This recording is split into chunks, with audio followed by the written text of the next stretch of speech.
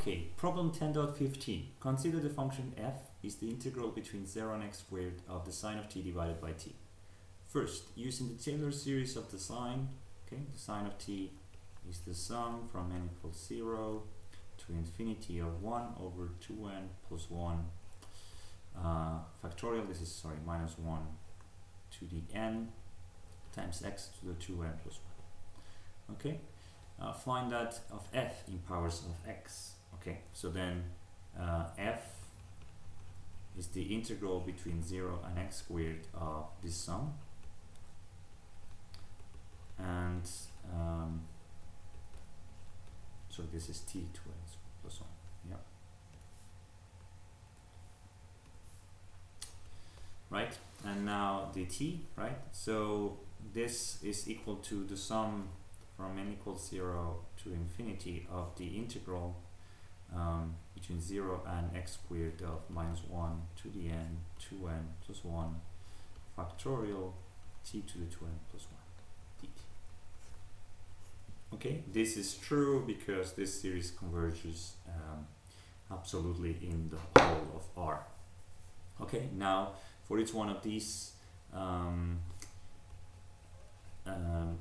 terms in the sum, the integral is going to be well, the coefficients are the same, right? 2n plus 1 factorial, and then we have 1 divided by 2n plus 2. Sorry, this is divided by t. So divided by t, you have 2n, just 2n. And here 2n, 2 as well. Okay, the sine of t divided by t, so 2n. The integral of this is t to the 2n plus 1 divided by 2n plus 1, and then evaluated at x squared and 0. And 0 is going to be 0, and x squared, this is going to be x to the 2n plus 1 times 2, right? Or in other words, 4n plus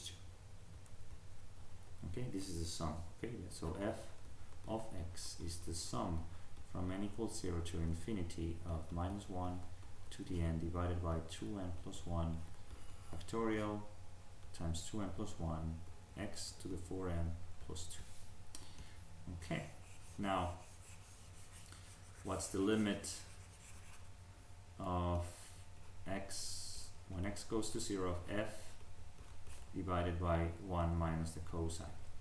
Now, well, let's use the first terms in the Taylor approximation. Okay, we have the cosine is 1 minus x squared plus small o of x squared, right? So the denominator is going to be x squared over 2 plus small o of x squared. So we have to take, if you have n equals 0, the first term is going to be already in x squared, right? So we have 1 divided by 0, so it's 1, it's just 1. Okay, x squared plus small o of x squared. And so this is 1 divided by 1/2, 2.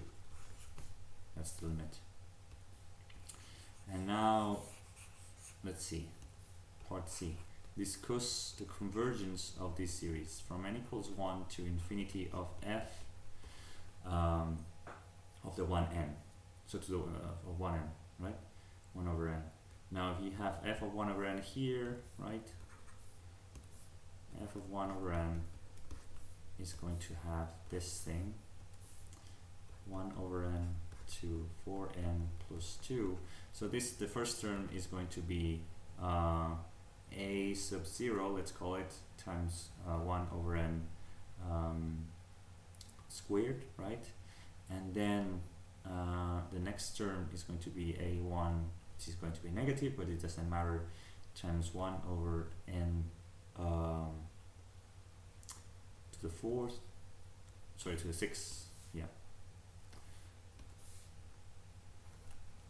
And so, and it keeps increasing, right? So this f of n is going to be a sub 0, 1 over n squared plus small o of 1 over n squared, right?